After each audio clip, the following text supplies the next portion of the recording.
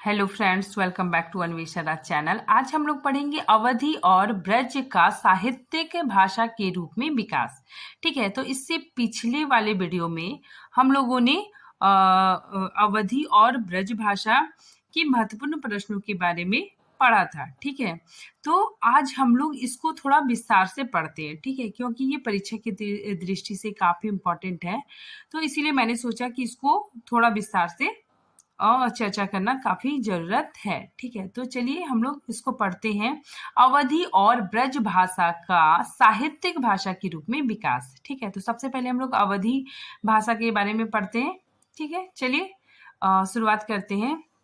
देखिए, अर्धमागधी। ठीक है, अर्धमागधी से पूर्वी हिंदी का विकास हुआ। ठीक है, फिर पूर्वी हिंदी से अवधी, बघेली और छत्तीसगढ़ी बोलियों का विकास हुआ। ठीक है, देखिए अयोध्या से, ठीक है, ये अवधी शब्द अयोध्या से ही निकला हुआ है। ठीक है, देखिए अयोध्या से औध और अवध नाम बना है। ठीक है, अयोध्या का प्रदेश कौशल के अंतर्गत आता है। ठीक है, तो अयोध्या का प्रदेश कौशल के अंतर्गत आता है, इसीलिए अवधि को, ठीक है, इसीलिए अवधि को कौशली भी कहा गया है। ठीक है, नेक्स्ट देखिए हरदोई। हरदोई जिले को छोड़कर शेष सारे अवध प्रांत में अवधी बोली जाती है। ठीक है, तो सिर्फ हरदोई जिले को छोड़कर सारे अवध प्रांत में अवधी बोली जाती है। ठीक है, तो अब हरदोई में क्यों नहीं बोली जाती है? क्योंकि हरदोई में कनौजी बोली बोली जाती है। ठीक है, अब हम लोग देखते हैं कि अवधी कहाँ कहाँ बोली जाती है। ठीक है, तो देखिए इसका क्षेत्र लखनऊ, उन्नाव, रायबरेली, ठीक है, लखीमपुर खीरी, सीतापुर, गोंडा, बहराइच, प्रतापगढ़, सुल्तानपुर, ठीक है, बाराबंकी, फौजाबाद, ठीक है, फतेहपुर आदि की बोली अवधी है। ठीक है, तो ये काफी इंपॉर्टेंट है, ये याद कर लीजिएगा आप लोग, क्योंकि एग्जाम में एक बार पूछा गया था कि लखीमपुर खीरी और सीतापुर कहाँ की बोली है, तो ये अवधी। ठीक है, अवध का प्राचीन नाम कौशल था। ठीक है, अतः अवधि को कौशली भी कहा जाता है। ठीक है, ये काफी इंपॉर्टेंट है कि अवधि को कौशली भी कहा जाता है। ठीक है, देखिए अवधि की उत्पत्ति 1000 ईस्वी के आसपास मानी जाती है। ठीक है, आगे देखिए अवधि के विकास को 3 कालों में विभाजित किया जा सकता है। ठीक है, देखिए प्रथम से 1400 ईस्वी तक आदिकाल। ठीक है, फिर देखिए 1400 ईस्वी से 1700 ईस्वी तक मध्यकाल और 1700 ईस्वी से आज तक आधुनिक काल। ठीक है, तो अवधि के विकास को हम लोग 3 वर्गों में बांट सकते हैं। ये देखिए अवधि को काव्य भाषा के रूप में प्रतिष्ठित करने का पूरा श्रेय मुल्ला दाऊ को जाता है। ठीक है, क्योंकि साहित्यिक दृष्टि से अवधि का प्रथम ग्रंथ चंदायन है। ठीक है, तो चंदायन अवधि का प्रथम ग्रंथ है। ठीक है, और इनके रचनाकार कौन है? मुल्ला दाऊ। ठीक है, इन्हीं को पूरा श्रेय जाता है। ठीक है, आगे देखिए चंदायन में दोहा चौपाई की कड़वक शैली का प्रयोग हुआ है। ठीक है, तो ये जो चंदायन लिखा गया है ये दोहा चौपाई में लिखा गया है। ठीक है, देखिए यह कृति ईश्वर वंदना, गुरु वंदना और तत्कालीन राजा की प्रशंसा से मसनवी शैली में लिखी गई है। ठीक है, ये काफी इंपॉर्टेंट है, ये मसनवी शैली में लिखी गई है। ठीक है, नेक्स्ट देखिए काव्य भाषा के रूप में अवधि के 2 रूप मिलते हैं। ठीक है, तो काव्य भाषा के रूप में अवधि के दो रूप मिलते हैं। कौन कौन? देखिए ठेठ अवधि और साहित्यिक अवधि। ठीक है, आगे देखिए गोस्वामी तुलसीदास की रचनाएं साहित्यिक अवधि है। ठीक है, मुल्ला दाऊ कृत चंदायन को चंदायन और लोर कहा भी कहते हैं। ठीक है, देखिए इसको चंदायन और लोर कहा भी कहते हैं। ठीक है, इसकी भाषा ठेठ अवधि में है। साहित्यिक अवधि के विकास में तुलसीदास का विशेष स्थान है। ठीक है, देखिए रामचरितमानस की रचना उन्होंने अवधि में की।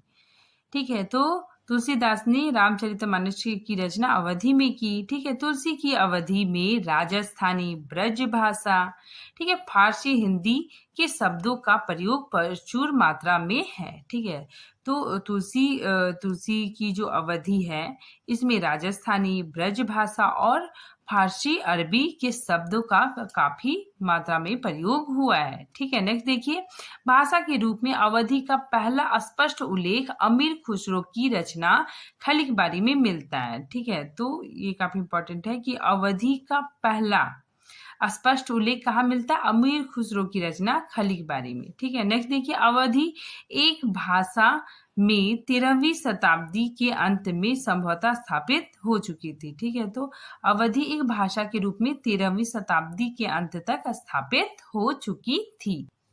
आगे देखिए, पूर्वी उत्तर भारत में रहने वाले सूफी प्रेमाश्रयी संतों ने अपने रहस्यवादी सिद्धांतों की अभिव्यक्ति भारत में पुण्यता प्रचलित प्रेमाख्यानों के माध्यम से करनी शुरू की। ठीक है, इस योग से अवधि को हिंदी देश की सभी लोक भाषाओं का शिरोमणि बना दिया। ठीक है, तो सूफी प्रेमाश्रयी संतों ने इसका काफी इस्तेमाल किया। ठीक है, अपनी रचनाएं रची, जिससे अवधि हिंदी देश के सभी लोक भाषाओं का शिरोमणि बन गया। ठीक है, आगे देखिए, इस परंपरा का सबसे अधिक समृद्ध प्रदान करने वाले कवि मलिक मोहम्मद जैसी है। ठीक है, तो इस परंपरा को सबसे अधिक समृद्धि किसने प्रदान किया? मलिक मोहम्मद जैसी। ठीक है, इनकी रचना पद्मावत। ठीक है, देखिए, जिन्होंने ठेठ अवधि का प्रयोग करते हुए 14 ग्रंथ की रचना की। ठीक है, इन्होंने संस्कृत के तत्सम शब्दों का पदावली में प्रयोग नहीं के बराबर किया। ठीक है, तो मलिक मोहम्मद जैसी ने क्या किया? तत्सम शब्दों का प्रयोग नहीं के बराबर किया। ठीक है, इन्होंने ठेठ अवधि का प्रयोग किया। ठीक है, आगे देखिए, ठेठ अवधि के बीच बीच में कहीं कहीं प्राकृत अपभ्रंश के कुछ प्रयोग दिखते हैं।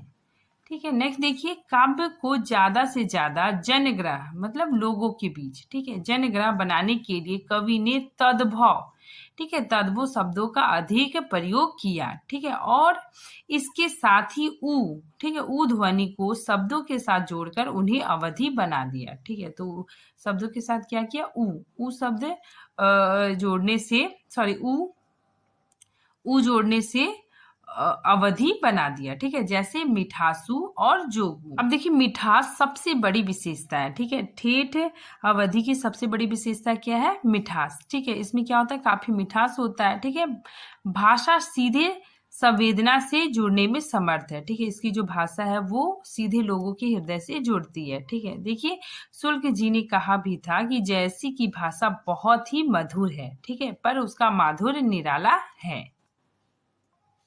अब देखिए, राम भक्ति धारा में अवधि का विकास। ठीक है, देखिए, तुलसी के रूप में अवधि को एक ऐसा कवि मिला, ठीक है, जिसने संस्कृत परंपरा का भी गहरा ज्ञान था। ठीक है, जिसको क्या था? संस्कृत परंपरा का काफी गहरा ज्ञान था। ठीक है, तुलसीदास को।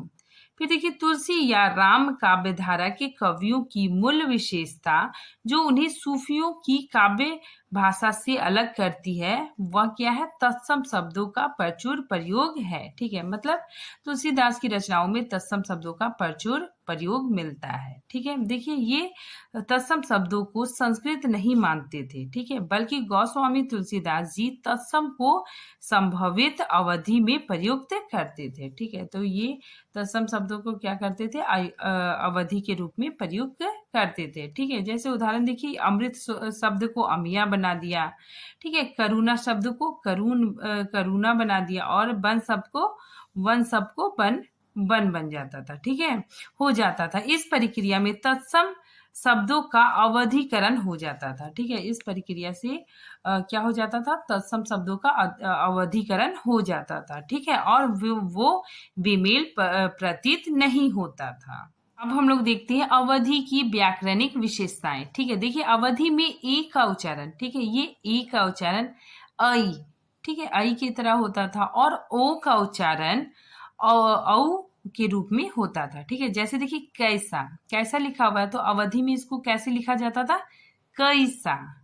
ठीक है, फिर देखिए, पैसा को पैसा, ठीक है, औरत को औरत, इस तरह मतलब लिखा जाता था। ठीक है, फिर देखिए, इसमें जो ये ना है, ठीक है, मूर्धन्य है, के स्थान पर ना का प्रयोग किया जाता था। ठीक है, जैसे देखिए, चरण को इस तरह चरण लिखा जाता था। ठीक है, ये ना इसमें चेंज हो गया। ठीक है, कारण, कारण में भी ये ना इसमें चेंज हो जाता था। ठीक है, आगे देखिए, इसमें श श के स्थान पर सिर्फ दंत सा का प्रयोग किया जाता था। ठीक है, इसमें मतलब तालव्य श और मूर्धन्य श के स्थान पर दंत सा का प्रयोग किया जाता था। देखिए, इसमें वा के स्थान पर बा का प्रयोग होता था। ठीक है, अवधी भाषा में वा के स्थान पर बा का प्रयोग होता था। ठीक है, जैसे बन, तो बन होता था वाहन का, वाहन होता था। ठीक है, वा की जगह बा होता था। ठीक है, आगे देखिए, आरंभिक और अंतिम या। ठीक है, या का उच्चारण प्राय जा होता था। ठीक है, मतलब या का उच्चारण कैसे होता था, जा के जैसे। ठीक है, जैसे देखिए यौवन लिखा हुआ है तो इसको जोबन बोलते थे। ठीक है, युवती को जुबती। ठीक है, कार्य को कारज। ठीक है, नेक्स्ट देखिए, अवधि को उक्रांत की प्रवृत्ति है। ठीक है, मतलब अवधि उक्रांत बहुला है। ठीक है, तो अवधि में उक्रांत की प्रवृत्ति है, विशेषता पुल्लिंग शब्दों में। ठीक है, जैसे देखिए रामू, देखिए इसमें उ आ रहा है। ठीक है, संसारू, मातु। ठीक है, तो ये उक्रांत बहुला भाषा है। ठीक है, फिर देखिए डा के स्थान पे। ठीक है, डा के स्थान पे रा बोलने की प्रवृत्ति अधिक थी। ठीक है, जैसे देखिए लड़का, लड़का को क्या बोलते थे, लड़िका। ठीक है, झगड़ा, झगड़ा को क्या बोलते थे, झगड़ा। ठीक है, तो इसके स्थान पे, ड़ के स्थान पे क्या हो रहा है, र का प्रयोग हो रहा है। ठीक है, जैसे लड़का का, लड़िका।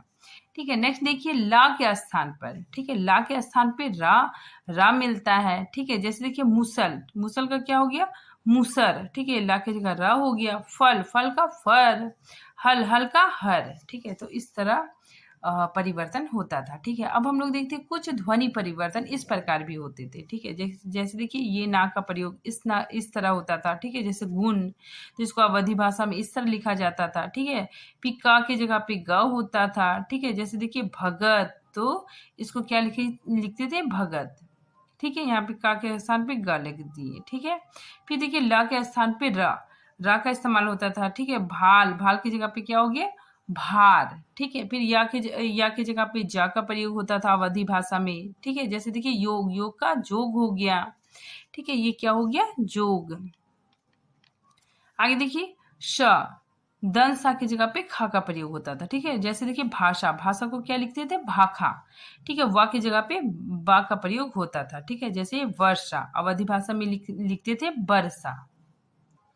आगे देखिए, अवधि में अधिकांश शब्द वक्रांत होते हैं। ठीक है, जैसे देखिए जगदीश हुआ। ठीक है, फिर घोड़वा, तो इसमें क्या वक्रांत शब्द होते थे। ठीक है, लास्ट में वा आ रहा है। ठीक है, अब हम लोग देखते हैं ब्रज भाषा। ठीक है, ब्रज भाषा के बारे में भी थोड़ा विस्तार से पढ़ते हैं। देखिए, ब्रज का अर्थ क्या होता है, पशुओं या गायों का समूह। ठीक है, पशुपालन की प्राधान्यता के कारण यह क्षेत्र ब्रज कहलाया। ठीक है, और यहाँ की बोली ब्रज भाषा कहलाई। ठीक है, नेक्स्ट देखिए, ब्रज भाषा के लिए पिंगल शब्द का प्रयोग होता है। ठीक है, तो ब्रज भाषा के लिए पिंगल शब्द का प्रयोग होता है। अब देखिए ब्रज भाषा कहाँ कहाँ बोला जाता है, यह मथुरा, वृंदावन, आगरा, भरतपुर, धौलपुर, ठीक है, करौली, पश्चिमी ग्वालियर, अलीगढ़, मैनपुरी, ठीक है, बंदयू, बरेली आदि प्रदेशों में ब्रज भाषा बोली जाती है। ठीक है, देखिए लेकिन शुद्ध रूप से, ठीक है, शुद्ध रूप से ब्रज भाषा कहाँ कहाँ बोली जाती है, देखिए किस किस जिले में बोली जाती है, तो मथुरा, आगरा और अलीगढ़ जिले में बोली जाती है। ठीक है, आगे देखिए ब्रज भाषा का उदय 1000 ईस्वी के आसपास मानी जाती है। ठीक है, तो 1000 ईस्वी के आसपास सौरसेनी अपभ्रंश के मध्यवर्ती रूप से माना जाता है। ठीक है, तो ये सौरसेनी अपभ्रंश से निकला हुआ है। फिर देखिए ब्रज भाषा का मुख्य बोलियां कौन कौन है, भुक्सा, अंतवेदी, ठीक है, भरतपुरी, डांगी, माथुरी, ये सब ब्रज भाषा की मुख्य बोलियां हैं, उपबोलियां हैं।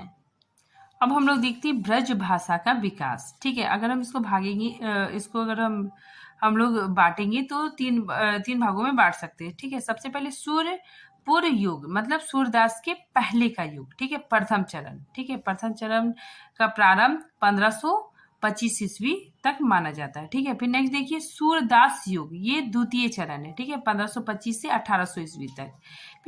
फिर नेक्स्ट देखिए सूर प्रवर्ती युग, मतलब सूरदास के बाद का युग। ठीक है, रीतिकाल के समय।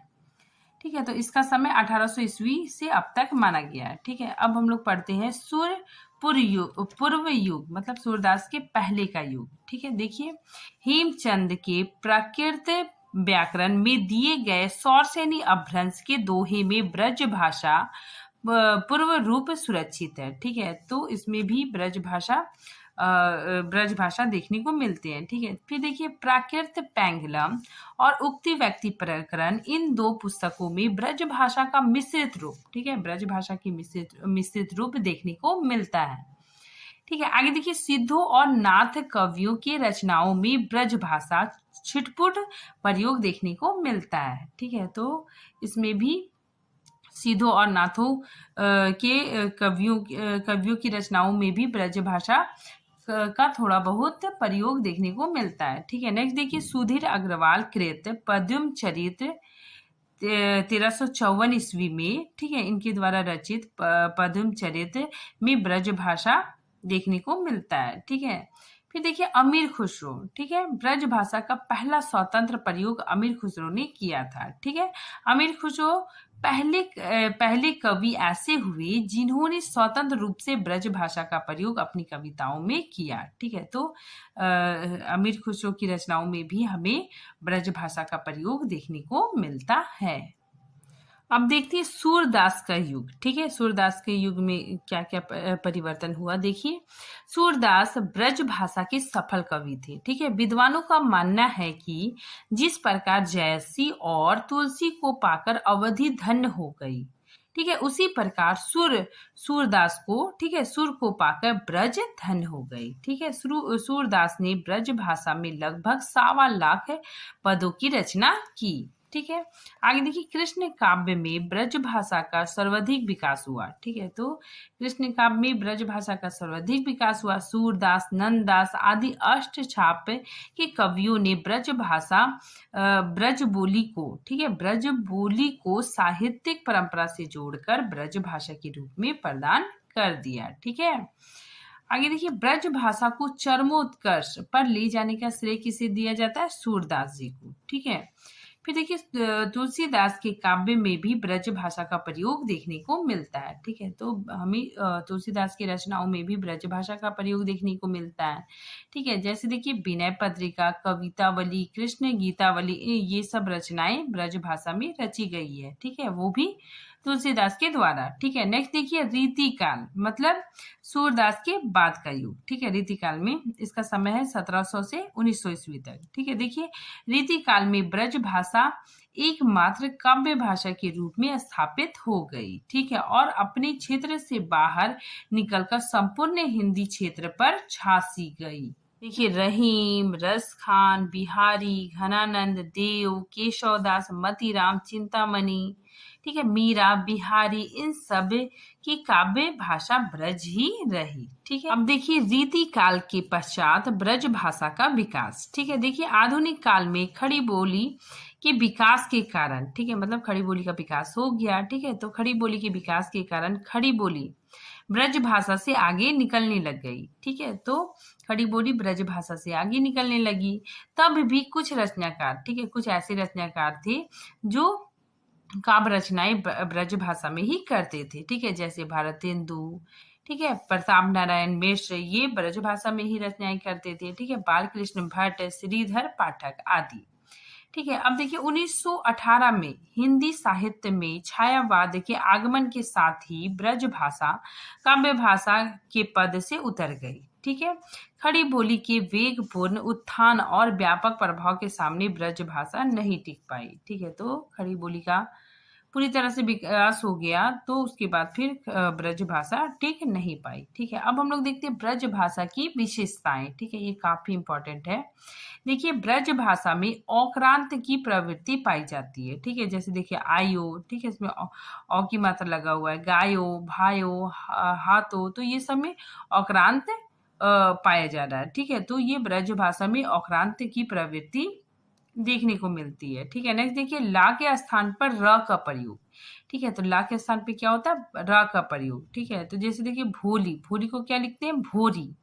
ठीक है, बादल को बादर। ठीक है, काला को कारो। तो ये सब ब्रज भाषा की ही बोलियां हैं। ब्रज भाषा में न या ड़ के स्थान पे र का प्रयोग होता है। ठीक है, जैसे घोड़ा, घोड़ा को क्या बोलते हैं, घोड़ा।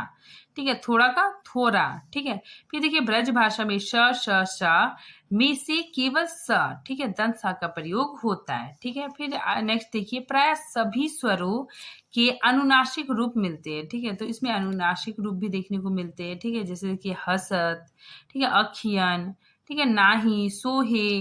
तो ये सब में अनुनासिक का भी प्रयोग देखने को मिलता है। ठीक है, फिर देखिए ब्रज भाषा में वा के स्थान पर माँ हो जाता है। ठीक है, वा के स्थान पे माँ हो जाता है।